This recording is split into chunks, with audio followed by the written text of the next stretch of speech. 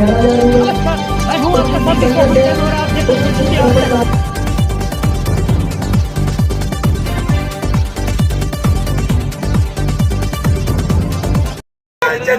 देख रहा सारे जुलूस में लोगों ने हाथों में तख्तियां ली हुई थी। यार हम यार कवरेज कर रहे हैं यार भाई साहब। अरे भाई साहब यार बहुत देर हो गया, हम कवरेज करते हैं। चुप हो यार, स्टोरी दे रहे हैं। वोट चोर गति छोड़।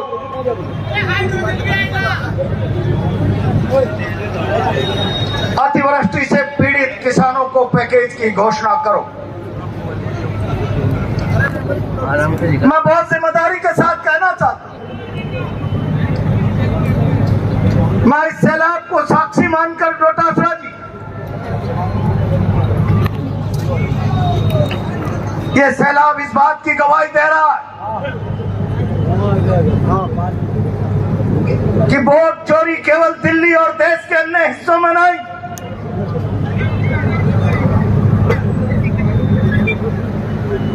भय से, प्रलोभन से, सत्ता की ताकत से इस कोटा की धरती पर भी वोटों पर डाका डाला गया। चोरी नहीं, डाका डाला।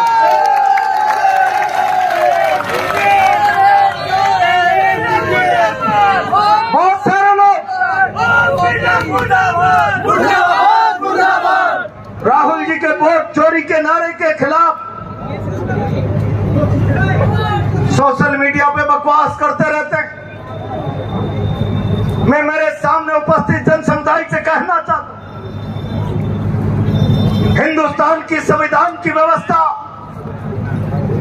सारे देश की सारी व्यवस्था आम आदमी के लिए बनी हुई व्यवस्था है।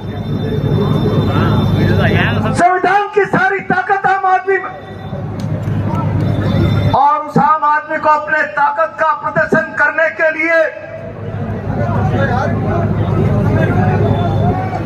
अमित जी आप मत बोलिए,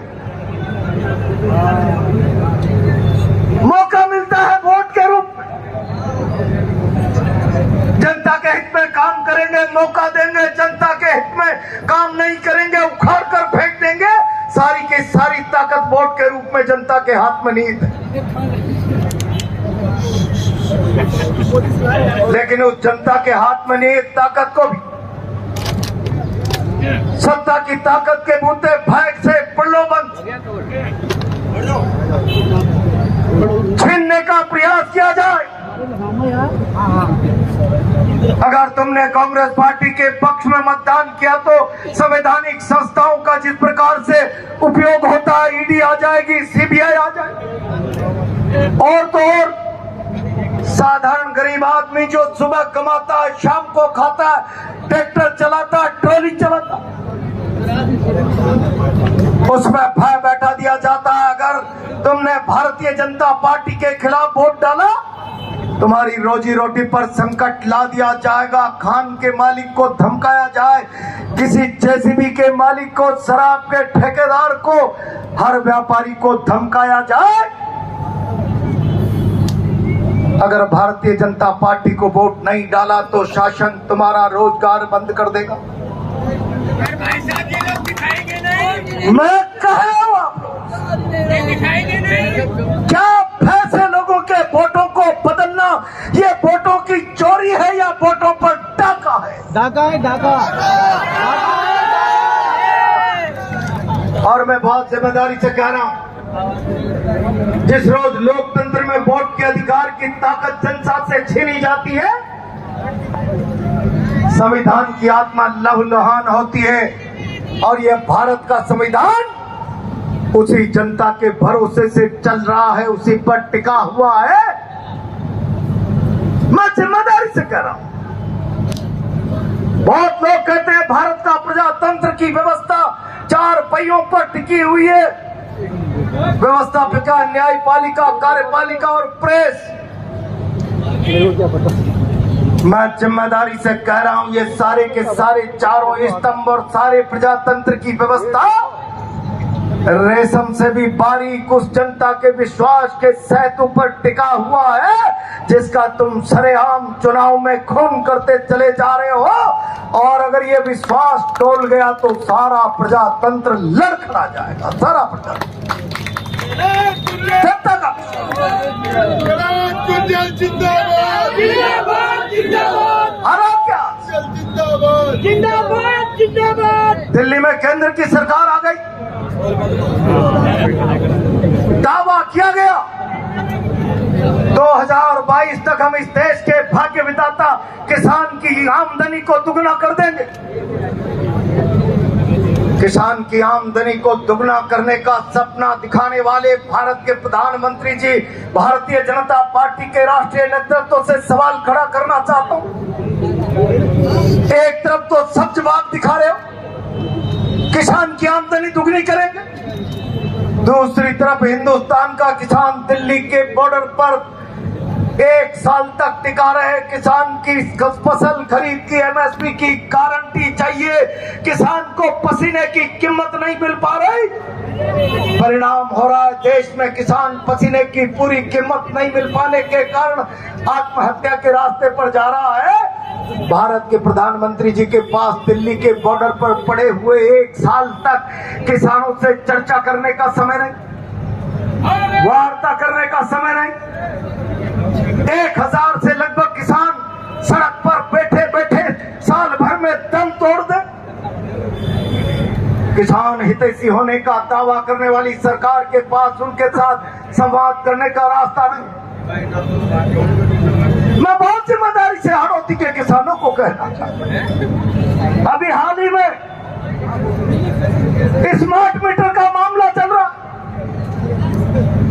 स्मार्ट मीटरिंग का काम रुका है तो केवल एक फर्म एक आईएएस अफसर को बिहार में 60 करोड़ रुपए की रिश्वत देते हुए ईडी की पकड़ में आ गई और सप्लाई बंद हो गई।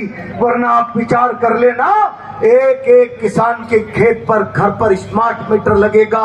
और स्मार्ट मीटर का मतलब मैं आज आपसे कहना चाहता हूं, ये सारी की सारी बिजली व्यवस्था का निजीकरण करना चाहते हैं, प्रीपेड भुगतान करना चाहते हैं। जितना पैसा डालो उतना मीटर चलेगा।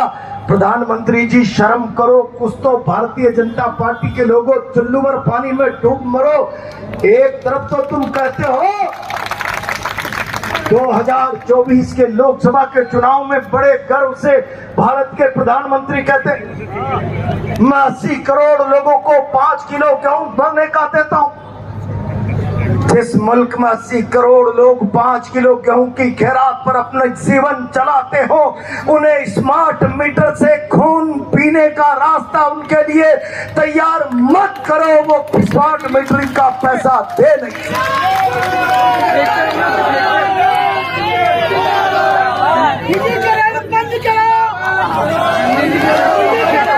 और प्रधानमंत्री जी शायद आप भूल रहे हैं, कुछ समय पहले स्मार्ट मीटरिंग के मामले में भारत के सर्वोच्च न्यायालय का फैसला आया।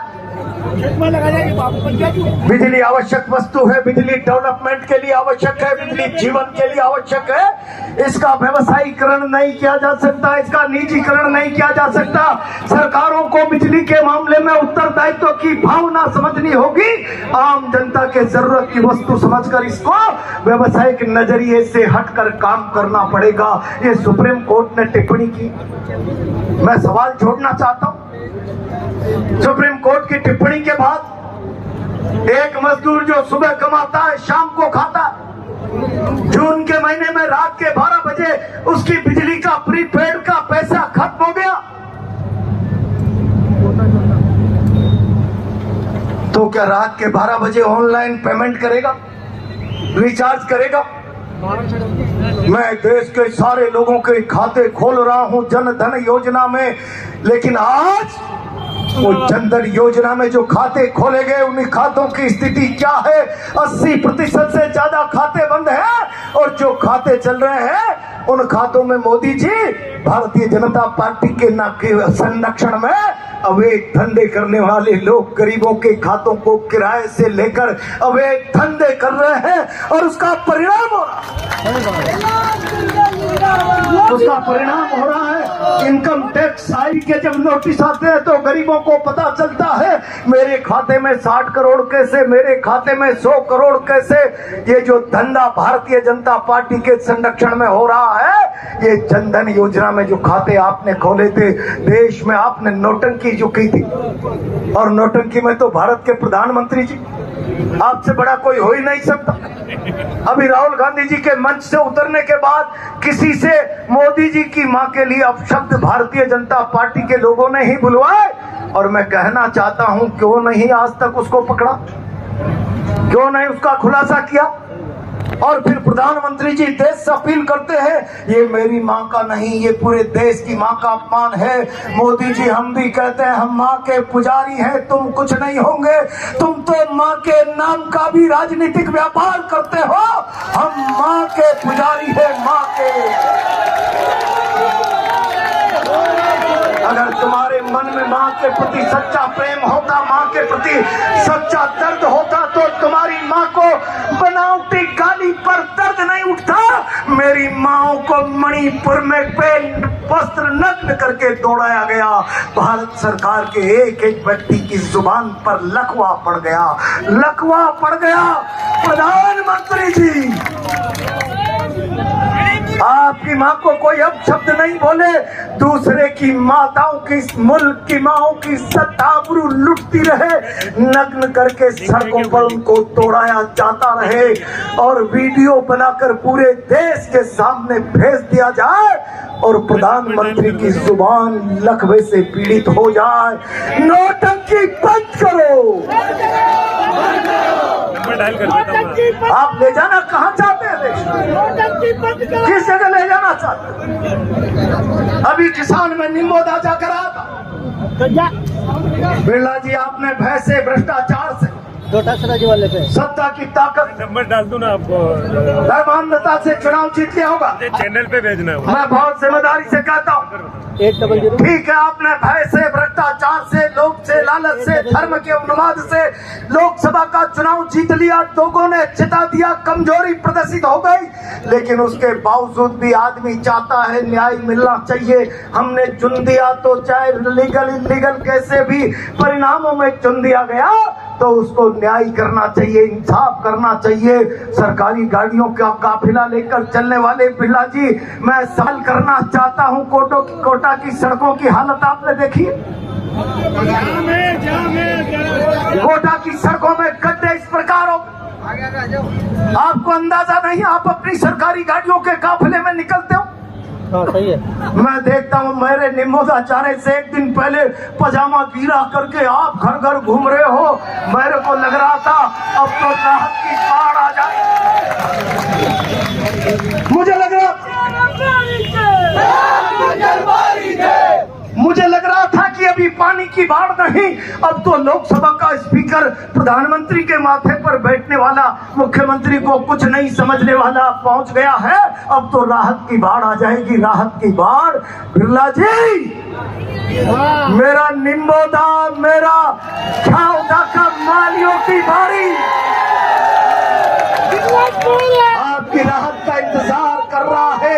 उनके पशुधन का पता नहीं, घर की संपदा का नाश हो गया, खाने पीने के दाने नहीं बचे। मैं छावदा में मालियों की बाड़ी में गया, नदी के किनारे मेज के 100 घर स्वाह हो गए, स्वाह हो गए। न बकरी बची, न भैंस बची, न आटा बचा, न दाना बचा। मैंने कलेक्टर से कहा क्या व्यवस्था है खाने पीने की?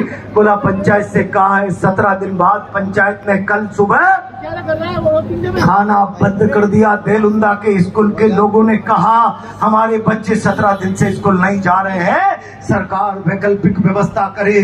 सरकार वैकल्पिक व्यवस्था नहीं, मौज मस्ती में मस्त है।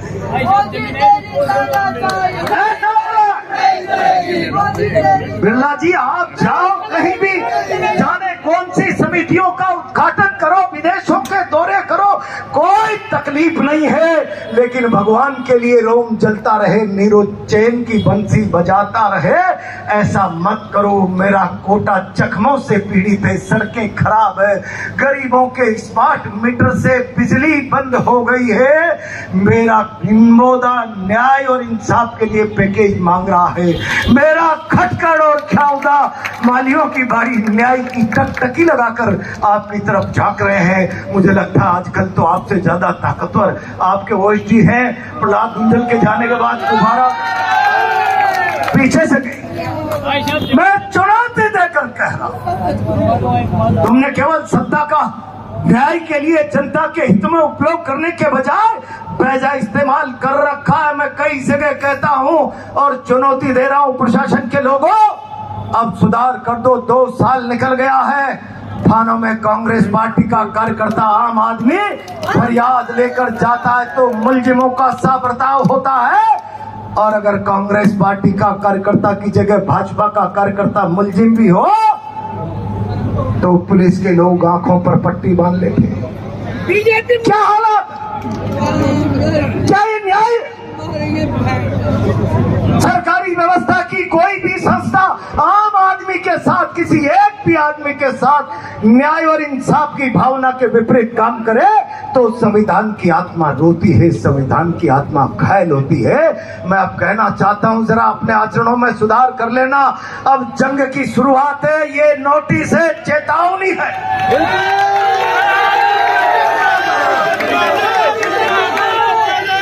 और अगर आपने भविष्य में जनता के साथ, अन्य बैठ जाए थोड़ी देर, भविष्य में जनता के साथ न्याय और इंसाफ करने के बजाय दादागिरी करने की कोशिश की, कांग्रेस के कार्यकर्ता के साथ अपराधियों का साथ सलूक किया तो ईंट से ईंट बजा देंगे। ये बैरिकेड्स लगाकर, मेरी बात सुन लेना, या तो आचरण सुधार लेना, आचरण नहीं सुधारा तो तुम समझो हम अनुशासन में विश्वास करते हैं, प्रजातंत्र में हमारा भरोसा है, संविधान में हमारी आस्था है, इसलिए हमारे प्रदेश अध्यक्ष की अगुवाई में हम शांतिपूर्ण प्रदर्शन कर रहे हैं। अगर चुनौती हो गई, बात फंस गई, अन्याय किया तो तुम्हारे बैरिकेड को वहां पता नहीं लगेगा। आपकी मैं चुनौती देख कर रहा हूं, मेरी आवाज किसी माई के लाल अफसर, हजारों की तादाद में सैलाब, और यहाँ हमारे प्रदेश अध्यक्ष जी आ रहे थे, कोई नॉन बायोलॉजिकल प्रधानमंत्री नहीं आ रहे थे कि लोग कोई चुंबक की तरह आकर्षण में व्हाट्सएप से खिंच के आ जाते हैं। ये गुस्सा है लोगों के मन में, अराजकता है, अव्यवस्था है। जिस पैटर्न पर सरकार चल रही है, तानाशाही रवैये से इस मुल्क की जनता किसी भी सूरत में उसको न समर्थन कर सकती न बर्दाश्त कर सकती। आपने देखा, आप खुद गए होंगे, बहुत फोटो छापे आपने, घुटनों तक पानी में बिरला जी के घूमते हुए। 20 करोड़ का नुकसान है निम्बोदा में। मैं जाके आया हूं, स्पीकर के ओएसडी गए वहां ख्याउदा में, मैं जाके आया हूं। 100 घर मालियों की बाड़ी सुहा हो गए। 17 दिन बाद कल सरपंच ने कह दिया मैं अब खाना नहीं बना सकता, भरपाई नहीं हो रही पंचायत की, और गांव इकट्ठा होकर आ गया कि 17 दिन से स्कूल में पड़े हैं 100 परिवार, जरा बाहर निकलिए। क्या व्यवस्था है सरकार की? और इसीलिए आज का प्रदर्शन कांग्रेस के प्रति भरोसा, सरकार के खिलाफ गुस्सा। हमारे अध्यक्ष जी की रणनीति क्या होगी? क्या गांव में भी प्रदर्शन करेंगे क्या सर? अब अध्यक्ष जी के मार्गदर्शन में अत्याचार के खिलाफ हर सूरत में, हर कीमत पर अब लड़ाई लड़ेंगे, चुप नहीं रहने वाले हैं। धन्यवाद।